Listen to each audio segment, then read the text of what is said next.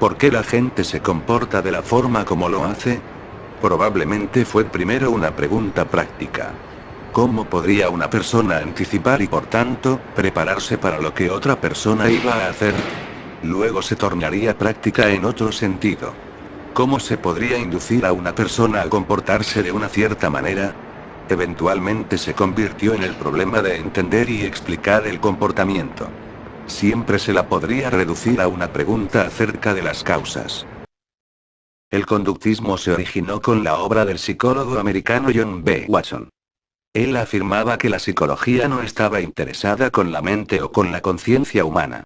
En lugar de ello, estaría interesada solamente en nuestra conducta. De esta manera los hombres podrían ser estudiados objetivamente como las ratas y los monos. La obra de Watson se basaba en los experimentos de Ivan Pavlov, quien había estudiado las respuestas de los animales al condicionamiento. Hoy el conductismo es asociado con el nombre de B.F. Skinner, quien edificó su reputación al comprobar las teorías de Watson en el laboratorio. Los conductistas, o psicólogos que estudian estos fenómenos, han elaborado teorías estímulo-respuesta, que explican el aprendizaje humano o la ausencia de aprendizaje en función de las reacciones o respuestas de una persona a los estímulos. Creen que el desarrollo de respuestas a estímulos se efectúa mediante dos procesos: el condicionamiento clásico y el condicionamiento operante.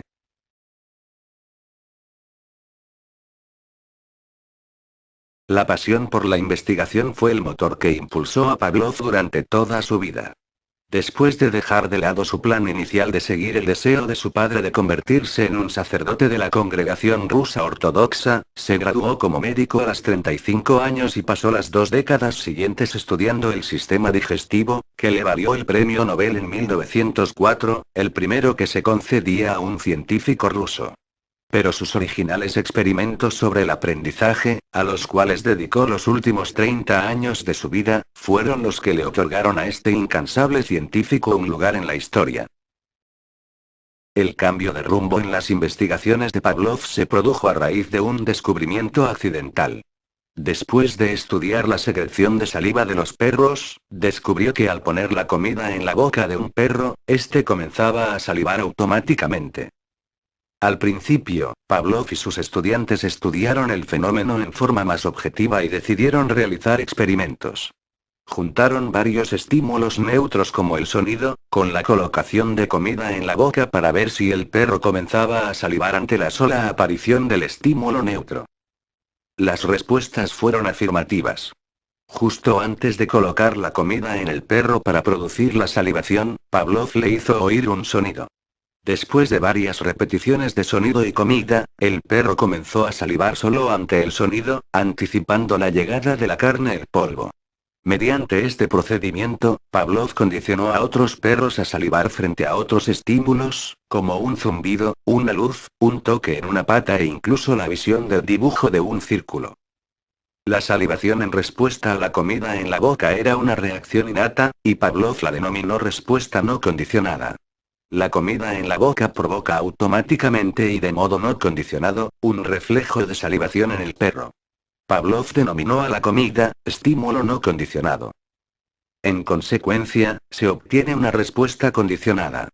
Ese estímulo neutro después de la salivación se denomina estímulo condicionado. La constancia de este fenómeno nos trae consigo la adquisición, la cual puede traducirse como la adaptación a un diverso número de estímulos.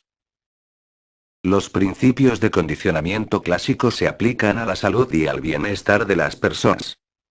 Los ex-consumidores de crack y cocaína suelen volver a sentir la necesidad de drogarse cuando encuentran elementos asociados a las sensaciones que les producía. Los especialistas en adicciones aconsejan que se alejen de todo aquello relacionado con la euforia que les provocó el consumo. De igual forma, los consejeros a veces ofrecen a los alcohólicos experiencias que puedan revertir sus asociaciones positivas con el alcohol. El condicionamiento clásico puede tener efectos sobre el sistema inmunológico.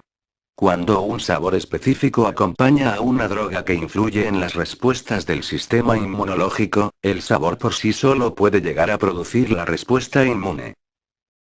Mediante el condicionamiento clásico, un organismo asocia diferentes estímulos que no puede controlar. Con la implementación del condicionamiento operante, los sujetos asocian los comportamientos con sus consecuencias. Por tanto, es más probable que repitan los comportamientos recompensados que los castigados. Frederick Skinner fue director de una universidad inglesa y aspirante a escritor, quien en busca de un nuevo rumbo, ingresó a la carrera de psicología. Se convirtió en una figura muy influyente y controvertida del conductismo moderno. Consiguió explicar un simple hecho de la vida que el psicólogo Edward Thorndike denominó la ley del efecto. La conducta recompensada tiende a repetirse. A partir de esta ley, Skinner desarrolló una tecnología del comportamiento que revelaba principios que permitieron enseñarles a algunas otras especies conductas muy poco habituales. Imagine que desea condicionar a una rata hambrienta para que presione una barra. Después de observar cómo se comporta el animal antes del entrenamiento, usted realiza modificaciones sobre la base de los comportamientos existentes. Puede darle comida a la rata cuando se aproxime a la barra.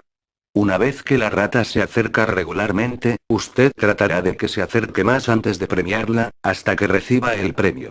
Con este método de compensaciones sucesivas, recompensa las respuestas que cada vez se acercan más al comportamiento deseado.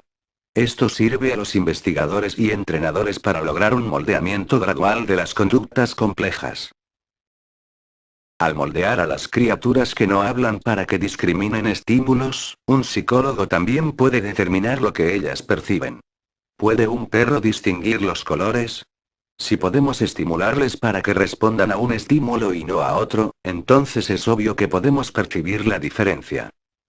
Los experimentos muestran que algunos animales son capaces de formar conceptos. Demuestran esto al discriminar entre las clases de acontecimientos u objetos. Si un experimentador refuerza una paloma para que picotee después de ver una cara humana, pero no después de ver otras imágenes, la paloma aprenderá a reconocer las caras humanas. Después de haber sido entrenadas para discriminar entre las flores, las personas, los coches y las sillas, las palomas por lo general pueden identificar a cuál de estas categorías pertenecen los nuevos dibujos de objetos.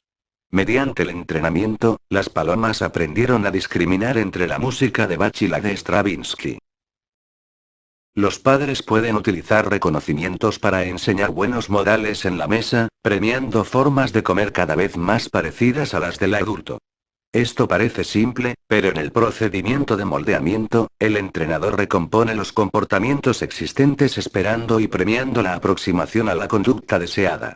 Asimismo, en la vida cotidiana recompensamos y moldeamos continuamente el comportamiento de los demás, afirmaba Skinner, pero a menudo no lo hacemos a propósito. A veces recompensamos de manera inconsciente algunos comportamientos que nos molestan. Consideremos la forma en que algunos profesores utilizan las recompensas.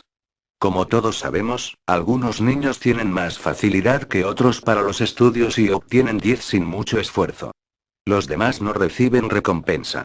Sería mucho mejor que el profesor aplicara los principios del condicionamiento operante y premiara las mejores graduales, es decir, las aproximaciones sucesivas hacia el dictado de palabras perfecto que los alumnos verán como un desafío. La mayoría de las personas creen que los reforzadores son recompensas. En realidad, cualquier cosa que sirve para incrementar una conducta es un reforzador. Incluso el hecho de pegarles unos gritos a los estudiantes si estos aumentan la conducta agresiva. Lo que es un reforzador en una situación, por ejemplo, la comida cuando tenemos hambre, puede no funcionar en otra situación. Existen dos clases de reforzadores básicos: el positivo y el negativo. El primer tipo refuerza una respuesta al presentar un estímulo, por lo general agradable después de la respuesta. La comida es un reforzador positivo para los animales hambrientos. La atención, la aprobación y el dinero son reforzadores positivos para la mayoría de las personas. El segundo tipo refuerza una respuesta al reducir o eliminar un estímulo desagradable. Las consecuencias que afectan el comportamiento aportan un reforzador negativo. Los reforzadores primarios, como conseguir comida o evitar una descarga eléctrica, son innatos y producen una satisfacción. Los reforzadores condicionados, son aprendidos y obtienen su poder de la asociación con los reforzadores primarios. Si una rata en una caja de Skinner aprende que una luz anuncia la llegada de la comida, se esforzará por encender la luz, que se convierte en reforzador secundario asociado con la comida.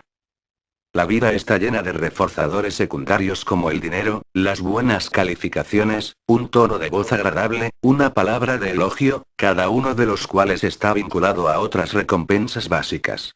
Los reforzadores secundarios potencian nuestra capacidad de influir en los demás. Por otro lado, el efecto del castigo es el opuesto al del reforzamiento, ya que este incrementa el comportamiento mientras que el primero lo disminuye. Por lo tanto, un castigador es toda consecuencia que reduce la frecuencia de un comportamiento anterior. Los castigadores rápidos y seguros pueden limitar comportamientos no deseados de manera eficaz. Los defensores de la educación sin violencia sostienen que el castigo físico tiene sus desventajas. El comportamiento castigado no se olvida, sino que se suprime. El castigo físico puede aumentar la agresividad al demostrar que la agresión es una forma de solucionar los problemas. Además, el castigo puede crear miedo. La persona que recibe el castigo puede asociar el miedo no solo con la conducta indeseable sino también a la persona que lo aplica o con el contexto en el que ocurre. Por lo tanto, un niño puede llegar a tener miedo del maestro que lo castiga y no querer ir a la escuela, o peor, cuando los castigos son impredecibles o inevitables. Aunque la revolución que anticipó Skinner no sucedió, al final de su vida creyó que ese ideal se podía conseguir. Afirmaba, la buena formación exige dos cosas: se debe decir inmediatamente a los estudiantes si lo que hacen está bien o mal. Si está bien, se les debe dirigir a que continúen hacia el próximo paso. Para la lectura y los ejercicios de matemáticas, el ordenador podía ser el profesor que estimula la actividad de los estudiantes, explica las lecciones de acuerdo con el ritmo de aprendizaje de cada uno, comprueba si tiene varios vacíos conceptuales, ofrece una recompensa inmediata y guarda registros exhaustivos de los resultados para que pueda examinarlos el profesor que les supervisa. Con la mejora de los sistemas de examen en línea, el número cada vez mayor de programas de aprendizaje interactivo y la posibilidad de utilizar los recursos de Internet, estamos más cerca que nunca de alcanzar el ideal de Skinner. Tanto el condicionamiento clásico como el condicionamiento operante son formas del aprendizaje asociativo y ambos incluyen la adquisición, la extinción, la recuperación espontánea, la generalización y la discriminación. Consecuentemente, el conductismo enseña que no somos responsables por nuestras acciones. Si somos solo máquinas sin mente o alma, reaccionando al estímulo y operando en nuestro ambiente para conseguir ciertos fines, entonces cualquier cosa que hagamos es inevitable. La sociobiología compara al hombre con el ordenador. El hombre es despojado de su responsabilidad, de su libertad y otras veces de su dignidad.